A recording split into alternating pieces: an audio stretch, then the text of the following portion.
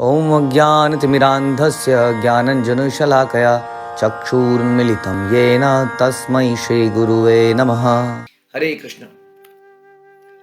भगवद गीता अध्याय 10 the opulence of absolute. भगवान की ऑपुलेंसेस, उनके ऐश्वर्य। श्लोक संख्या 20। अहम आत्मा गुणाकेश सर्वभूताशय स्थितः अहम आदिश्चय मध्यम च भूतानामंत एव च। हे अर्जुन, मैं समस्त जीवों के हृदयों में स्थित परमात्मा हूं। मैं ही समस्त जीवों का आदि, मध्य तथा अंत हूं। तो सबसे पहले इस श्लोक में प्रभुपाद बताते हैं, भगवान जब अर्जुन को संबोधित करते हैं तो वो बोलते हैं गुणाकेश। तो गुणाकेश अर्जुन का एक नाम है, और गुणाकेश का अर्थ होता है जिसने निद्रा को जीत लिया। आप देखें कि वैदिक शास्त्रों में निद्रा को अक्सर अज्ञान से भी कंपेयर किया जाता है। तो जिसने अज्ञान रूपी अंधकार को दूर कर दिया हो, क्योंकि ये जो बातें हैं ये एक आम आदमी नहीं समझ सकता है। खासतौर पे ये जो अध्याय है, 10वां अध्याय है, जिसमें भगवान के गुणों के बारे में, उनके ऑपुलेंसेस के बारे में बताया गया है, ये हर व्यक्ति नहीं समझ पाएगा। ज्ञानी व्यक्ति तक कभी नहीं पहुंच पाएगा। ये केवल भक्त ही इन चीज़ों को अप्रिशिएट कर पाता है।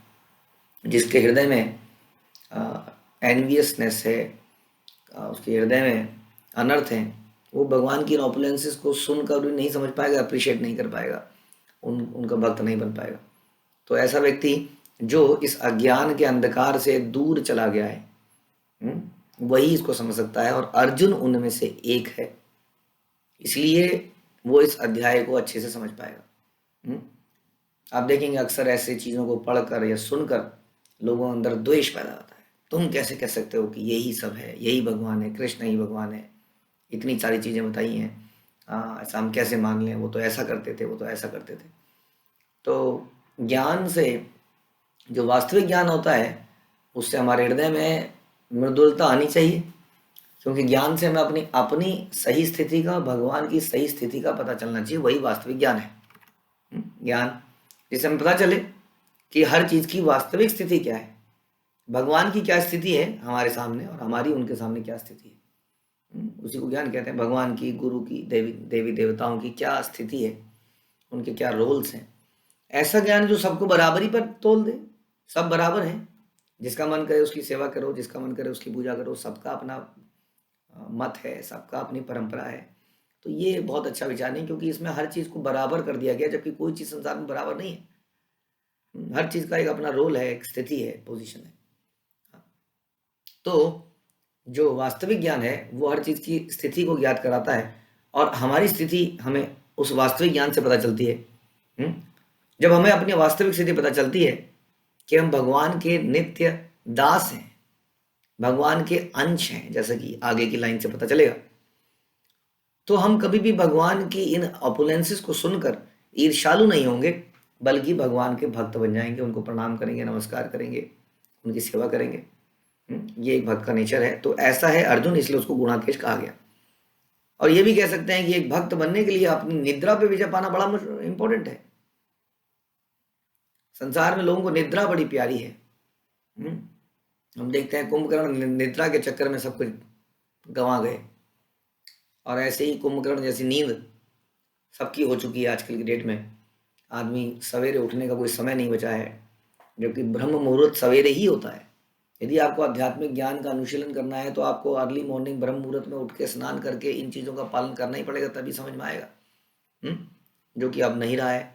इसलिए हम सबको कुछ हद तक तो गुणाकेश बनना ही पड़ेगा, कि हम अपनी नींद को कंट्रोल करें, लिमिट करें, रेगुलेट करें, तभी हम इस ज्ञान को समझ पाएंगे। तो ऐसा था अर्जुन, इसलिए उनको बोला गया गुणाकेश। और उसके बाद भगवान बोलते हैं कि हे गुणाकेश अर्जुन, मैं समस्त जीवों के हृदयों में स्थित परमात्मा हूं। तो यहां पर भगवान क्लियर कर रहे हैं कि जो हमारे हृदय में स्थित है वो कौन है, वो कृष्ण है साक्षात। अर्जुन के सामने कौन खड़े हैं? अर्जुन के सामने स्वयं कृष्ण खड़े हैं, यानी कि जो भगवान का परमात्मा स्वरूप है वो कृष्ण से ही आता है, ना कि कृष्ण उस परमात्मा स्वरूप से आते हैं। जिस प्रकार से हम सुनते हैं, जैसे कि आगे भी हम सुनते हैं कि मैं ही समस्त जीवों का आदि मध्य तथा अंत हूं। आदि होता है मतलब क्रिएटर, जो क्रिएट करता है, मध्य जो मेंटेन करता है, अंत जो डिस्ट्रॉय करता है। हाँ, हम सुनते हैं ये सारे कार्य किससे होते हैं? ब्रह्मा, विष्णु और महेश। तो भगवान यहाँ पर अर्जुन को कह रहे हैं मैं ही समस्त जीवों का आदि मध्य तथा अंत हूँ। एक प्रकार से भगवान ये भी कह रहे हैं कि मैं ही ब्रह्मा हूँ, मैं ही विष्णु हूँ, मैं ही शिव हूँ। यानी कि ये सारे भी सारे कौन है? ये मेरे ही एक्सटेंशन है। Yes, it is true. भगवान जब गुणावतार लेते हैं, हाँ, तो रजोगुण में ब्रह्मा बनते हैं, ब्रह्मा सृष्टि की रचना करते हैं। सतोगुण में विष्णु बनते हैं, हाँ, और तमोगुण को लेकर वो शिव बनते हैं, संसार का संहार करते हैं और विष्णु रूप में ही वो मेंटेन करते हैं। हम जानते हैं, हम सुनते हैं कि मेंटेन करना सबसे मुश्किल होता है, इसलिए वो स्वयं ही उस रूप को उसको लेते हैं। तो इस प्रकार ब्रह्मा विष्णु महेश भी भगवान के अंश हैं। ऐसा नहीं है कि विष्णु का अवतार कृष्ण है, कृष्ण का अवतार विष्णु है। क्या इस श्लोक से बिल्कुल साफ समझ में आता है कि अर्जुन को भगवान बोलते हैं कि मैं यानी कि कृष्ण समस्त हृदय जीवों के हृदयों में स्थित परमात्मा हूँ, और मैं ही समस्त जीवों का आदि हूँ, उनका मध्य हूँ और उनका अंत हूँ। यानी कि वो विष्णु, ब्रह्मा विष्णु महेश भी मेरा ही एक्सटेंशन है। हाँ, और समझने की बात यह है कि भगवान हमारे हृदयों में क्यों है। भगवान इतने दयालु हैं कि वो सृष्टि की रचना करते हैं हमारे लाभ के लिए, क्योंकि हमें स्वतंत्र भोगने की इच्छा हुई, हमने एक अलग राज्य मांगा। हाँ, जैसे कई बार मांगते हैं, कोई राजा का बेटा है, कहता है जी पिताजी आपके साथ नहीं चलेगा, मुझे वो वाला गांव, वो वाला शहर, ये सब दे दो, मैं वहाँ का राजा अलग से बनूंगा। हाँ, तो जब कुछ समझ में नहीं आता है, बच्चा नहीं मानता है, तो उसको वो राज्य दे ही दिया जाता है।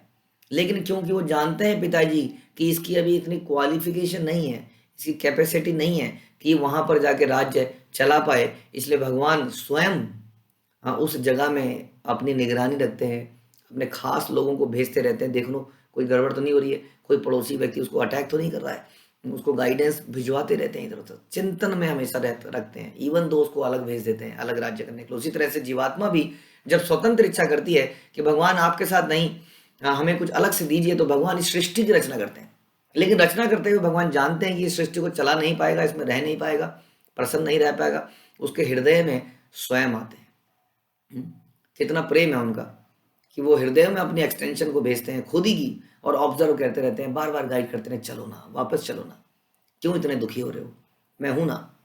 और अपने अलग अलग अंश अवतार लेते हैं, उसके रूप में उस जीवात्मा को अट्रैक्ट करते हैं, अलग अलग जीवात्माओं को गुरु के रूप में भेजते हैं, और बार बार जीवात्मा को वापस लाने का प्रयास करते हैं। तो भगवान बड़े दयालु हैं, इसलिए वो हर किसी के हृदय में आते हैं। और जब तक भगवान इस संसार में परमात्मा रूप में आता नहीं, संसार में कुछ होता नहीं है। कभी ऐसा मत समझ लेना कि महत तत्व से संसार बनता है। प्रभुपाद कह रहे हैं महत तत्व केवल एक ढेर है। जैसे कि सोने का अगर एक गोला बना दिया जाए, तो कभी उस सोने के गोले से अपने आप ज्वेलरी नहीं बनती है, जब तक कि कोई उसके ज्वेलरी बनाता नहीं। उसी तरह से ये महत तत्व से सृष्टि की रचना नहीं हो पाती है, जब तक परमात्मा स्वरूप में भगवान अंदर नहीं चले जाते हैं और वैरायटी क्रिएट नहीं करते हैं। तो वही है यहाँ पर वो क्लियर कर रहे हैं, भगवान कृष्ण क्लियर कर रहे हैं कि वो सबों के हृदयों में रहने वाला परमात्मा मैं स्वयं हूँ। कृष्ण ही परमात्मा का सोर्स है, इससे क्लियर होता है। और मैं ही समस्त जीवों का आदि मध्य तथा अंत हूँ। आदि मध्य अंत, इसका मतलब ये भी होता है कि Krishna is the ultimate Swami, owner. एक ओनर किसी चीज के स्टार्ट में भी होता है, मध्य में तो रहता ही है, और अंत में भी होता है। कभी कभी वो अपनी चीजों को किसी और को रखने के लिए दे देता है, लेकिन ओनर तो वही बना रहता है ना। जैसे पुराने जमाने में होता था, कहीं हम जाते थे तो बैंकिंग सिस्टम नहीं होते थे, तो अपनी संपत्ति किसी साहूकार को दे के चले जाते थे और फिर वापस आके साहूकार से ले लेते थे। लेकिन यदि बीच वाला साहूकार ही उस संपत्ति को, उसका मालिक अपने आप को समझने लगे, तो वो चोर कहलाएगा। इस संसार में यही स्थिति हो गई है। भगवान ही आदि हैं, वही अंत हैं। इस जमीन के जिसके हम आज मालिक हैं, कल को कोई और मालिक होगा, कितने मालिक आएंगे, कितने मालिक चले जाएंगे, जमीन यहीं की रह जाएगी। कितने आम के सेब के बाग हैं जिसमें कितने ओनर बदलते चले जाएंगे, लेकिन आम के बाग वहीं के वहीं हैं, और हम यहाँ लड़ते रहते हैं एक दूसरे से, और अल्टीमेटली लड़ते लड़ते हम मर जाते हैं, समाप्त हो जाते हैं, वो चीज़ वहीं की वहीं रह जाती है। क्योंकि हम उसके ओनर कभी थे ही नहीं। हम तो अपने आप को ओनर मान के बैठ के लड़ाइयाँ लड़ रहे थे। असली ओनर तो वही है जो आदि से अंत तक रहता है। कृष्ण कहते हैं कि मैं ही आदि हूँ हर चीज़ का। जैसे हम सुनते हैं सारा संसार जो है भगवान के शरीर से निकलता है। भगवान अपना एक एक्सटेंशन बनाते हैं, जैसे हमने सुना कृष्ण से ही महाविष्णु निकलते हैं। और वो महाविष्णु अपनी श्वास को छोड़ते हैं तो कई सारे ब्रह्मांड उनके श्वास से निकलते हैं। यानी कि ही इज द ओरिजिनेटर, आदि पुरुष है, आदि है, हर चीज के सोर्स हैं। और उसके बाद संसार को चलाने के लिए परमात्मा रूप में आते हैं, मेंटेन करने के लिए। इसका मतलब मध्य में भी वही है। और अंत में जब सारा संसार समाप्त करना होता है प्रलय के बाद, महाविष्णु श्वास खींचते हैं अंदर, और सारे ब्रह्मांड जो श्वास के छोड़ने पर निकले थे वो श्वास के खींचने पे अंदर चले जाते हैं। यानी कि अंत में भी वही रहते हैं, कि खेल शुरू भी वही करते हैं, खेल के बीच में भी वही रहते हैं, ताकि खेल ठीक से चलता रहे, और खेल के अंत में वही बने रहते हैं, खेल समाप्त। ही इज द अल्टीमेट क्या एंजॉयर, ओनर, प्रोप्राइटर। तो ये हमें हमेशा ध्यान रखना होगा कि आदि मध्य अंत केवल कृष्ण ही है। इसका मतलब वही हर चीज के स्वामी है, हम नहीं है। इसलिए वही हर चीज के क्या है, भोगता है। स्वामी को ही ये राइट है किसी चीज को भोगने का। हम अगर उसको चीज को भोगते हैं बिना स्वामी की परमिशन से तो हमें चोर कहलाया जाएगा, अनएथिकल हो जाएगा। हम लोग इतनी एथिक्स की चर्चा करते हैं आज की डेट में समाज में, हाँ, लेकिन हम इतना भी नहीं जानते कि जो वस्तु हमें भगवान ने दी है कम से कम उनको उन चीज के लिए थैंक यू बोल दें। और सोचें और समझें कि कैसे वो चाहते हैं कि हम इन चीजों को इस्तेमाल में करें। कैसे हर संसार की वस्तु को इस्तेमाल किया जाना चाहिए, ये संसार के ओनर से पूछना चाहिए। लेकिन nobody is bothered, but still we are discussing about ethics, ethics and ethics. तो सबसे बड़ा एथिक्स क्या होता है कि कम से कम किसी की चीज ले रहे हो तो उससे पूछ तो लो भाई। और लेने के बाद कम से कम उसको धन्यवाद तो करो, ग्रेटफुल तो फील करो। जब यही एथिक्स नहीं बचा समाज में तो फिर क्या एथिक्स बचेगा। तो भगवान यहाँ बिल्कुल क्लियर करते हैं कि मैं ही वो व्यक्ति हूँ जो आदि हूँ, अंत हूँ, मध्य में हूँ और अंत में हूँ। यानी कि मैं ही अल्टीमेट स्वामी हूँ। और जो व्यक्ति इस बात को समझ लेता है, हम कहते हैं एक और श्लोक में, इति मत्वा भजन्ते माम बुद्धा भाव समन्विता, वही व्यक्ति वास्तव में बुद्धिमान है। वो नहीं जो अपने आप को स्वामी मान लेता है। तो बहुत ही इंपॉर्टेंट श्लोक ये समझने के लिए कि कृष्ण की क्या पोजीशन है और हमारी क्या पोजीशन है। हरे कृष्णा। श्रील प्रभुपाद की जय, भगवत गीता की जय।